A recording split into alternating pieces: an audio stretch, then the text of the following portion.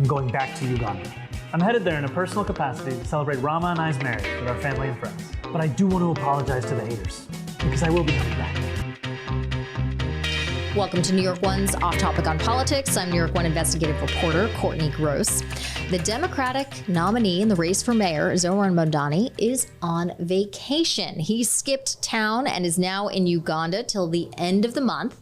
Meanwhile, Mayor Adams is trying to raise his profile, sitting down in an exclusive interview with Ariana Harry this week and perhaps distancing himself ever so slightly from the Trump administration. We'll discuss that and more in the race for mayor. And then another big competition is happening this summer, the race to get one of 3 casino licenses in the downstate region. We'll tell you who the winners and potential losers are in the race so far. And joining me for the discussion, as always, sometimes, is our Bobby Cuza. Always, sometimes. Casinos is all you, Courtney. I know you're going to have to take the lead on Courtney. that. It's one of Courtney's beats. So it is not a beat I asked for, honestly. It was a beat that was given to me several years ago, and I think I was hoping that it would be a quick process and I wouldn't have to talk about casinos. Lo and behold, 4 years I have later, been talking about casinos for years now. So I'll be asking the questions during the casino portion of the podcast. I just don't like gambling. I'm just not a fan. Kelly Mena is also here. Hello. I know a little bit about both topics. How about that? Now, you know a lot about the first topic because we know that Kelly Mena is our Eric Adams extraordinaire. But first, let's start talking about Zohran Mamdani. He announced on Sunday that he was going to be returning to his homeland. This is where he was born, Uganda. He spent the first couple years of his life there. I think he left around age 5. The trip surprised some, but maybe not everybody. I mean, I'm the type of person, maybe because I enjoy my vacation, that I think it's important for people to take breaks and go take a vacation. And he obviously went through this grueling primary process, and now he just is taking a break with his wife and going to Uganda. And they just got married as well. And also, to his credit, it's, I think, the perfect time to go on vacation if it's going to be extended, because if you think about the general election, it doesn't really actually ramp up until like 6 weeks or maybe 2 months before, where you're like in the sprint until the final heat. So if you're going to do it, now is the time, because the closer and closer you get to November, who knows what could happen, the twists and turns. So you want to be here for it. I think it was a good time. I also like the way he announced that he was going. I was telling Bobby earlier, here in the city, the media makes a big deal when the mayor leaves town. Any mayor leaves town, anything could happen. We've seen in the past that things do happen while they were away. Some serious things. Bloomberg being in Bermuda or MIA and a huge snowstorm coming. Blackout when De Mayor de Blasio was in Iowa. Yeah. Yes. Not a good so look. I think he's preparing, if he potentially wins the actual election, that could be a thing. So he took it in good in humor. You got to rest up. Yeah. You got to rest up before not only the general, but I mean, I was going to say, and I think about it this year, the primary and the general election. I think about the primary as a battle. So he won the battle for that. And then the war is really the general election, because that's the definitive answer. So that's the one you want to have the most energy for, technically. And, we should point out Mayor Adams went to Ghana 4 years ago, right? He did pretty much the exact same thing as what Mamdani is doing now, which I'm sure Mamdani thought about to sort of blunt some of the criticism. Yeah, Modani said that he wasn't going to take any foreign trips. I think it was honestly in reaction to a question of whether or not he would go to Israel. But he said he was not going to take any. Yeah, that was during the debate. That was the first debate. So now he's taking the foreign trip ahead of time. Does he not think of it as a foreign trip because he's going home technically? So it's not like foreign land. Is that why? No, I'm not thinking in his head. I think it's just he was saying when he's mayor. He wasn't going to take any. But the video is so good. I mean, I would urge anybody who doesn't understand his social media prowess. Yeah, if you don't understand how Mamdani connects with young people and his social media prowess, you should watch this video. Well, and his sense of humor. Yes, and it's funny, and it's obviously comes natural. I mean, it's almost like a comedy bit. It is. It felt like SNL. SNL when they're at the table, I forget what that's called. Weekend Update. Thank you. Yes. And he's making fun of the people who are going to criticize. He's almost like preempting the criticism of his trip. And, he holds up, or they put up these fake New York Post front page headlines. He's sort of imagining what the criticism of the trip will look like. And he puts up these tweets or X posts of people saying, go back to Africa. And then he says, you know what? You're right. I agree with you. I am going to do that, actually. I'm going to take you up on your idea. Here I am. So this happened, the announcement happened shortly after. I mean, we taped obviously last Thursday, and then I believe it was Friday when he actually met with Hakeem Jeffries, the Democratic leader in the House, obviously probably, the head of the party nationwide, if you don't count Charles Schumer, certainly influential with Democratic establishment. How did that meeting go? I mean, it was closely watched, closely anticipated, obviously, because some of these major holdouts in the party, Chuck Schumer, Kathy Hochul, Hakeem Jeffries, have not endorsed Mamdani yet and have not coalesced around his candidacy. I was on vacation last week. So Bobby doesn't care. If it happens on vacation, it doesn't count. It never happened. But I was going to say that it's an opening bid, right? That if we're gonna compare that to Mamdani, so anything that happens now, he doesn't care about. Exactly. He's like he totally doesn't know. out. He doesn't even know. It's like a blank in his mind. We got it. I was going to say it's an opening bid, right? Because the meeting lasted an hour.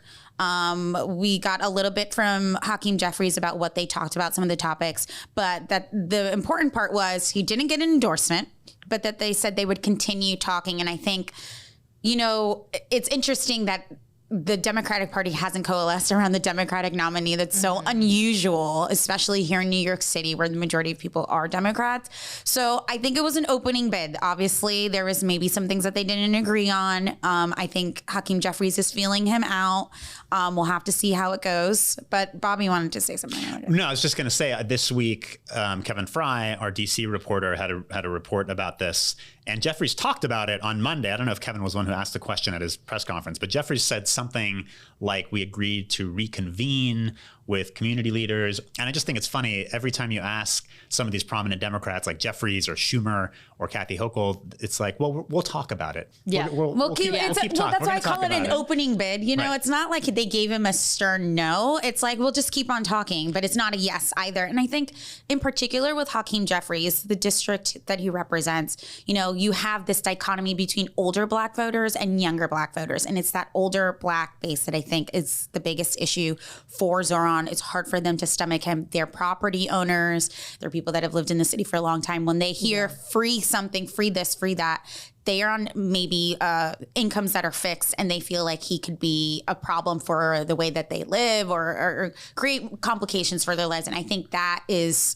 I think that they're not really even, I don't think Hakeem Jeffries is thinking about his district. I think Hakeem Jeffries is thinking about the country. Yeah. And he's thinking about what it would look like for him as a Democrat, as the leader of the House Democrats. What does that mean for purple districts next year, obviously during the midterm elections, if he starts saddling up and cozying up to a Democratic socialist in name and a card-carrying member of that party. There was some interesting reporting, I believe, in the Wall Street Journal recently that showed that did an analysis of the contributions that have occurred in the last couple of months, I think, among House Democrats or among those in Congress. And it showed that progressives are more likely to get Democrats right now, or donations rather from right Democrats. Now. Yeah. Than other more centrist members of the party, which is like AOC is raking it in. She's got $15 million or something like that. And, Hakeem Jeffries is between a rock and a hard place because he doesn't necessarily...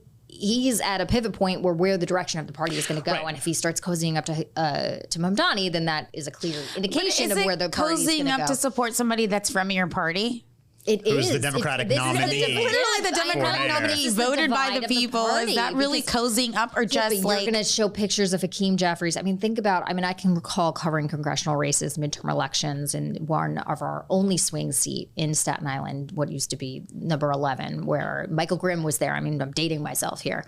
And I can recall lit and mailers being, with Max Rose or whomever the Democratic nominee was at the time, with Nancy Pelosi being this like boogie person. So if Hakeem Jeffries is cozying up to Mamdani, and like in all those purple districts, whether it's here in New York, California, all across the country, there's going to be there's going to be ads for sure of the two of them together. And that's just not going to appeal to a more centrist population. Right, because Mamdani has been, caricatured as demonized. as this lunatic, extremist, Communist, not jihadist, communist. None of these things are true. What am I missing? I mean, Socialist. So Well, he is a socialist. No, he's a Democratic- socialist in democratic name. socialist. He's a socialist in name, but not an actual ideology, somehow traditional ideology. That's bled into him just being called a communist, right? Yes. As Trump and others on the right have done. So for Jeff, whether or not those labels are accurate, that's just taken hold in the imagination, especially on the right. So if Jeffries embraces him, that's going to be used against him and used against House Democrats who are in swing seats next year when there's a big election and the control of the House could, hinge on some of these swing districts. But if you think about the party in general, right? Jeffries, obviously, he's at this inflection point. But what does this mean for the Democratic Party as a whole, right? Where do they go in the future? But will this create a schism? Because that doesn't help them either if they're trying to hold on to these purple districts. Because at the end of the day, you need a Hakeem Jeffries to come in and maybe stump for you. And if you're not necessarily in agreement with everything, that can be very difficult. You don't want to go into an election year with tensions and not all in agreement, because when there's fractures in a party, that creates possibly opportunity for vulnerabilities across the country, as we have seen, and that's not good. It's good to unify. I know that I think that's one of the other biggest issues for them. So I want to make sure that we get to talk about Eric Adams this week, because he's had a pretty intense week, starting with being blasted by the Homeland Security Secretary over Kelly. Bobby, you were covering the Homeland Security situation. Well, so who wants to? Someone take the lead on what happened with Kristi Noem, and then Kelly, Bobby you're definitely going to update us on what's happening at Federal Plaza. So Kristi Noem, the Homeland Security Secretary, first of all, it was kind of a surprise that she held this news conference. It was this last pop-up minute, last minute news conference in Lower Manhattan. She's not normally in New York, but there was this incident last weekend on Saturday night where an off-duty Border Patrol agent was attacked in a park in Fort Washington Park in Upper Manhattan. And he wasn't attacked because he's a Border Patrol agent. I mean, it was late at night where he was like under a bridge. Right. And it was an attempted robbery, according to, police and officials who they've characterized it as kind of a random attack. What was he doing late at night under a bridge? Well, that's the real question. No, he was with a friend. So I mean, whatever. Anyway, that's everyone, not, you have a right besides to the be point. hanging out Sure, under a bridge. you can hang out under bridges at whatever time. So these two guys approached him. One of them, apparently was trying to rob him. He pulled his gun, and then they exchanged gunfire, and he ended up getting shot twice, I believe. Yep. So Kristi Noem and a lot of Republicans immediately seized on this as, another example of immigration, migrant criminals run amok. And so she took the opportunity to have this press conference in Manhattan. But what was interesting about it was that she blasted Mayor Adams, which is not typically what happens. I mean, we all know Mayor Adams has this special status in the Trump administration where it's like he has this exemption where the Trump administration doesn't criticize him the way they do other Democrats. We wish we had that kind of partnership with Mayor Adams, and I know you guys have got a leadership election in this country or in this city that's going to be happening soon. Boy, start looking at the candidates today and see which one is going to start making this city safer, because you've got a mayor today that could have done better. And maybe he'd have more support today if he'd have put his people first. But Kristi Noem didn't get the memo or something we don't know. Was this like a deliberate shift in the administration's stance toward Eric Adams, or did she just kind of go rogue? But she said he's responsible. She said it's the policies of Mayor Adams that caused this attack to happen because of, the migrants coming to the city, and also because of bail reform and the fact that the guy who's allegedly the shooter, I don't know if he's actually been charged with a crime, but according to Noem and federal officials, he is a Dominican immigrant who came to the country illegally. He has this rap sheet, and he's been arrested something like 4 times in New York City, but has been released, keeps getting released back onto the street. So they're saying New York. It's the perfect case. It's that sanctuary cities don't work. Yes, I was going to say. And then she also attacked sanctuary city policy. Right. To the mayor's point, he was not in office when any of these things happened. Sanctuary city policy it was voted on and implemented years ago, way before he was even running for mayor. And bail reform has happened at the state level, so he has no control over that. It was interesting because even talking to people here, I was listening to the press conference and watching watching somebody take notes live, and it was interesting because it felt like the mayor's name being in there was like totally wrong. Like, that's not the person that you should be targeting. But it was also interesting to see Tom Homan, Noam here, using that as an opportunity to be like, the Border Patrol officers are being attacked. You know, they claim that across the country, people are coming after them because of the increased immigration enforcement. And obviously that wasn't the case. You know, you couldn't have told, like, you can't even tell from the video that he is a Border Patrol officer. But obviously, whatever status or whatever nice relationship was between the mayor and Noam, or the Trump administration, clearly doesn't exist anymore, because later on in the week, the mayor sent a letter to the Trump administration about some conditions and allegations of safety and unsanitary conditions at 26 Federal Plaza. So I don't know if we're seeing a change in the relationship between Mayor Adams and the Trump administration, and it's not the same. Like beneficial for him as they head into the general election. Well, I said to Bobby in the newsroom when this was all going down, I was like, do you think it's like a campaign? Like, do you think it's intentional that they decided behind the scenes to like start criticizing him a little bit more because it helps him with Democrats and Democratic votes? Well, I was actually thinking the opposite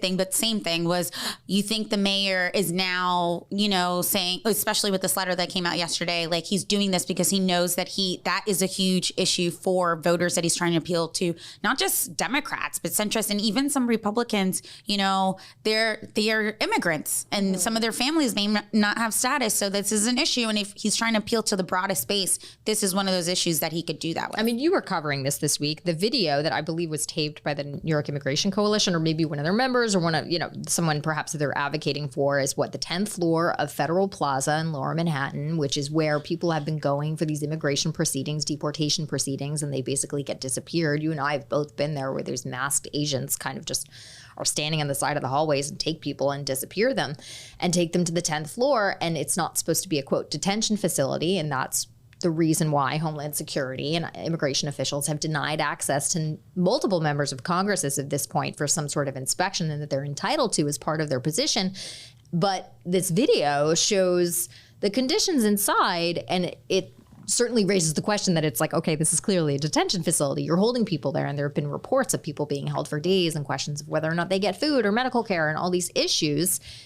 And the mayor surprisingly appears to be like, oh, maybe we should start raising some questions about this. And especially surprising because Kelly, to her credit, chased the mayor down the other day. When do I not chase him is the question. That's true. You do this on a daily basis. But he had an unrelated news conference, and Kelly hounds him after the event and asks him about the video of these conditions in the, you know, quote unquote holding center or detention center.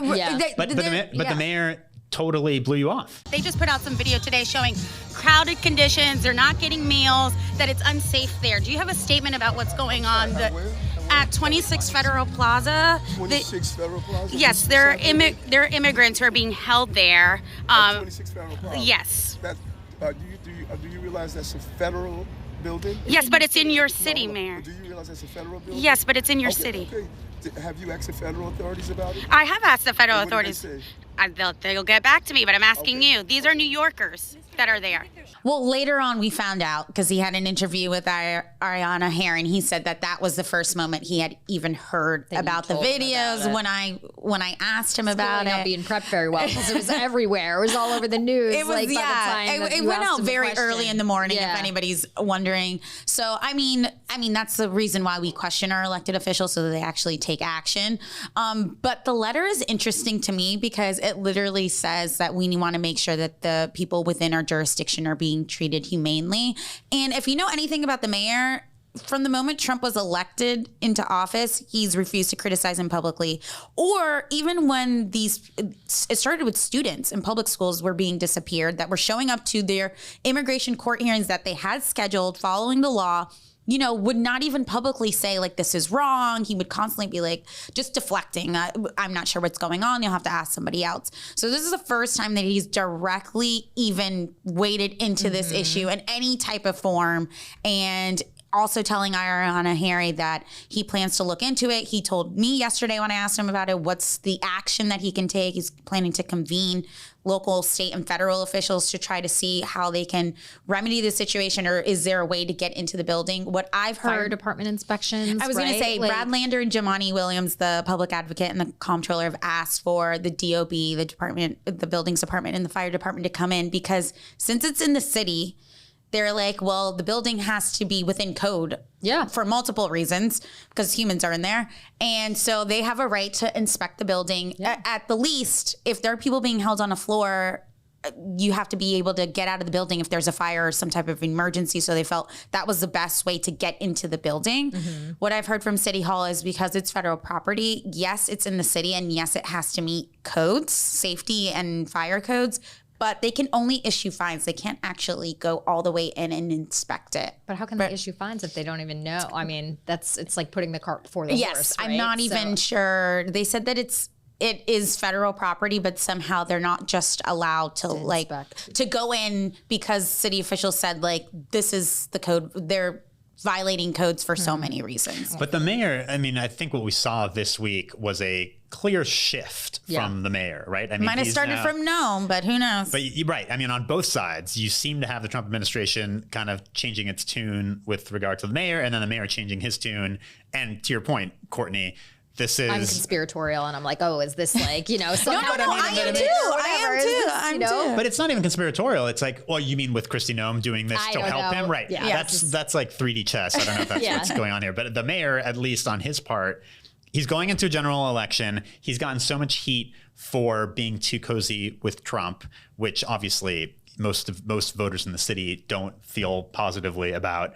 So now, if he's kind of turning on the Trump administration, does that win him back some support going into November? But it's a delicate balance, because you can't bite the hand that feeds you. Right. If he alienates the Trump administration, they have many ways of coming back and clamping down on him and on the city. Okay, let's leave it there. When we get back, I guess we're gonna take a quick break for our podcast listeners, the YouTube listeners. Stay right here.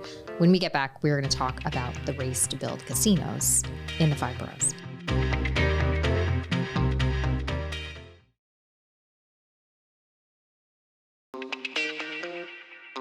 Okay, well, we're here because this kicks off the first phase of the public process for our proposal to bring a worldwide and amazing gaming facility into Times Square at 1515 Broadway. As we hear a lot of talk about community, we are the community. We're from these communities. I'm from Brooklyn, from Marcy Projects. And we've heard all the complaints from New Yorkers, obviously, because we listen. Okay, so potentially billions of dollars in revenue, 8 applicants. It is a high stakes contest finally getting underway. This summer, community advisory committees are meeting, holding hearings, and they have an up or down vote on these 8 casino applicants that are spread out across the downstate region. 1 is in Westchester, 3 are in Manhattan, 2 are in Queens. 1 is in the Bronx, 1 is in Brooklyn. I think I covered them all. I've been doing this for so long, it better be in my head. Yeah, if you haven't seen her amazing special, Oof, it's good. Like I said, I'm not a fan of gambling, but somehow. But no, it's fun though.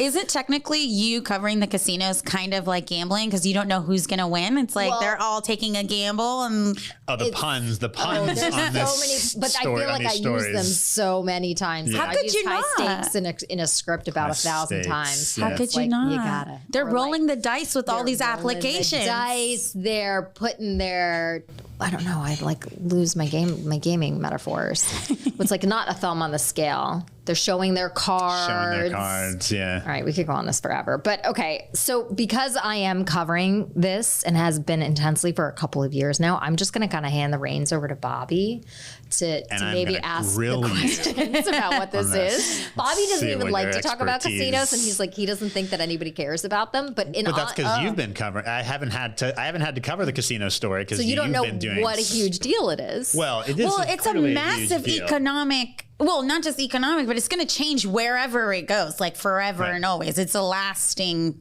project, But also, what's wild to me is that there's 3 licenses being awarded, right? Yes. In and around New York City. Yes. And there are 8 there ended up being 8 bids, right? Yes, and yeah. these are like There were more, and then they ended up dying. Like some of the leading ones I thought were like a shoo-in, not necessarily a shoo-in, but like certainly a leading contender. Yeah.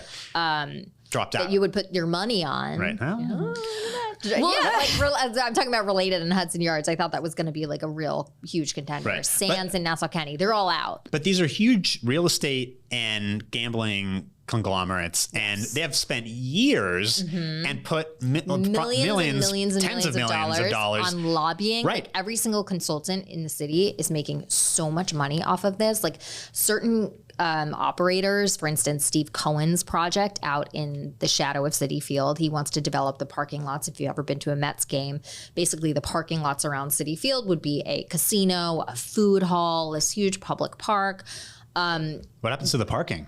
The parking is, I think, below ground. I know I've asked Smart the same question, questions because as a Queens resident, like if I'm going to go see a baseball game, I'm going to go to the Mets. And the one thing that's nice about Citi Field is you like have a parking spot and it's super easy to get to. But anyway, I digress. But no, but the fact that they've spent so much money. He has a million consultants. Like he's hired everyone in town.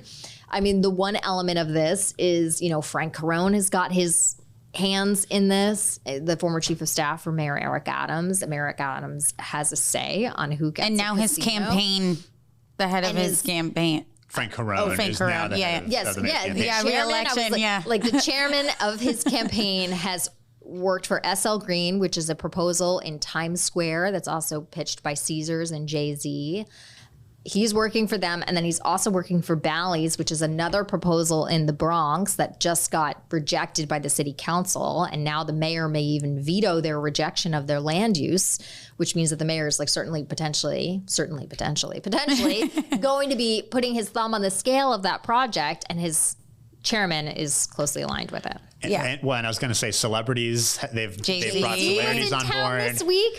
I was unfortunately out sick yesterday, which was awful because these community advisory committees have been meeting. They're just starting to get assembled. And let me just describe what they are. So they're representatives of the local elected officials. There are 6 members if they're in the city. And that's a representative from the mayor, the governor, the state senator, the assembly person, the borough president, and the council person. And in order for these applications, these projects to move forward to the state board, which will eventually make the final decision, they have to get through this committee process. The committees just started meeting last week. They were formed, and they have to get a supermajority vote to get through this committee. So 4 of these 6 members need to meet. So it's a big deal. They're going to have public hearings over the summer. I mean, they're going to be incredibly well attended and controversial because in certain neighborhoods of the city, people do not want them.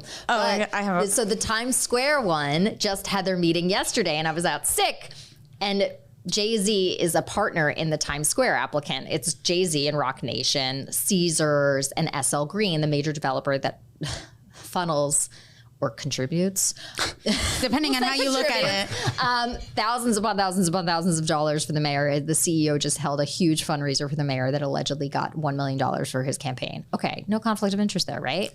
Totally fine. Anyway, so they had their committee meeting just yesterday. I was out sick. I was watching it from home on my couch, under a blanket, trying not to hack up a lung. And then I see in the square, like Jay-Z is there. No other cameras are there. It's a tiny conference room in Times Square, and Jay-Z is sitting there pitching this proposal to representatives from like Eric Botcher. It's just funny. So basically each proposal, they have to sell all the local elected officials on it, and they can block. I mean, they're representative. That has to be, I guess, 3 out of 6 would 4 have. out of 4. six. The majority. No, but I'm saying 3 to block it. Yes, to block it 3. You'd need 3. Yes. So, if there's 3 local elected officials from that area, they could get together and block it. Yep. Which is, why we have lobbyists on board with all these. Like there are some that are clearly going to get the approval, right? So there's a proposal in Yonkers at MGM Empire City. They're going to get approval. They're going to sail through the process. Resorts World in Queens going to sail through the committee process and head on to the gaming facility location board, the state board that makes the final decision. I'm trying to think who else will definitely get approved. Steve Cohen's project, even though Jessica Ramos, the state senator for the region, doesn't want it, they pretty much have the rest of the votes locked up. So they'll probably get to the final part of the process. What about Coney Island? I don't think so. I don't know. Coney, the ones to watch, which we'll be going to and I'll be attending the public hearings, are Coney Island, all the Manhattan projects, because it's all the Manhattan projects have like such big opposition just because nobody wants a casino in Manhattan, which is funny because some people might say, well, that's the perfect place to put a casino. Well, in Times Square, I think is the perfect place of all the parts of Manhattan. So many people do not like, that's such a controversial bid. They don't want this. It's even an existing tower, 1515 Broadway. It's like in the heart of Times Square, but like the representatives there, the local representatives, the state senator, the assembly person, they really just do not. You know what I was thinking though? Isn't it though?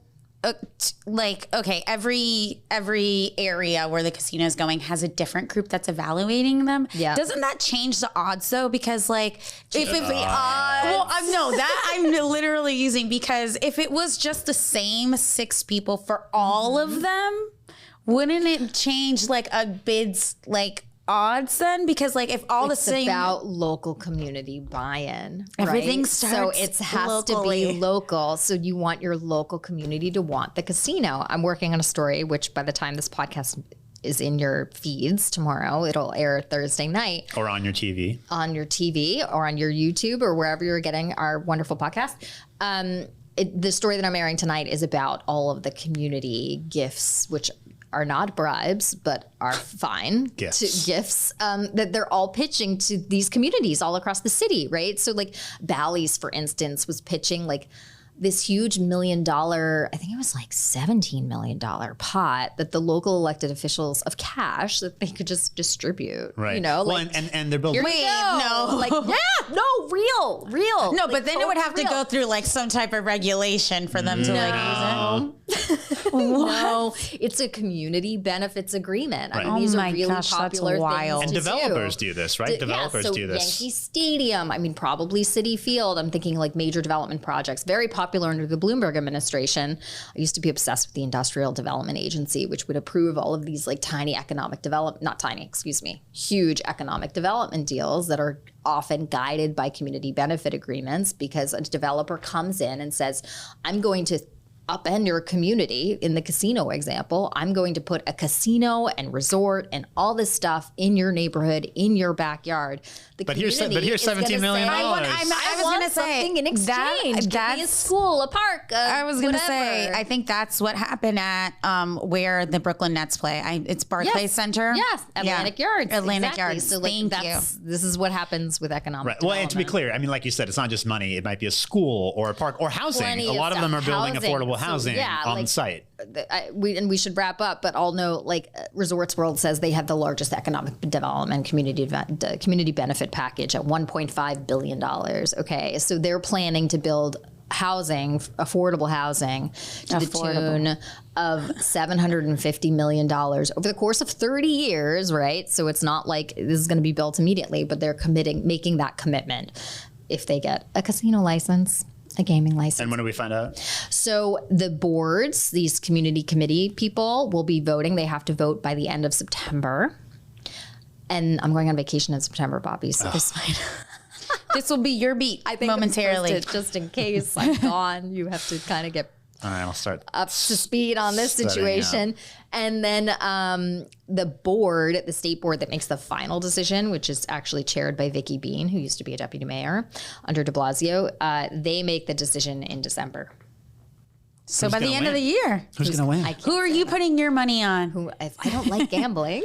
I don't like who gambling. are you putting your knowledgeable Last information thoughts. Okay, on? Last final thoughts is that most people will say that the people who already operate the Racino slot machine casinos, which is MGM Empire City and Yonkers, and Resorts World and Queens, are heavy favorites because they're already up and running and operating. What the theory goes that 2 of them automatically go to them. And then Steve Cohen is obviously a very heavy favorite. But then there'd be 2 in Queens. So who knows if that's really what they want to do. And they could end up giving 3 licenses to completely 3 different projects instead of the Racinos. We could have 5 casinos if you include the slot machine ones. So, you know, it's going to be an interesting fight over the next couple of months. And I didn't pull up my closing remarks, which Anthony, our producer, hates it when I don't have it at the ready. So I'm going to try. I was trying to come up with another gambling pun to close the podcast with. Get your bets ready. Off to the races, but that's like a horse racing thing, right? That doesn't work. Yeah, I mean, it does, but I mean, They're off to the races, but we are going Get to your end bets the ready. podcast. This will do it for this Doubling week's down. episode. You can always watch us on Inside City Hall Monday through Friday at 7, and we love your feedback. Send us an email at yourstory@charter.com. You can subscribe to Off Topic wherever you get your podcasts, and if you like what you're hearing, leave a review. Thanks to our producer, Anthony Roman. Thanks for listening, everybody. We'll see you next week.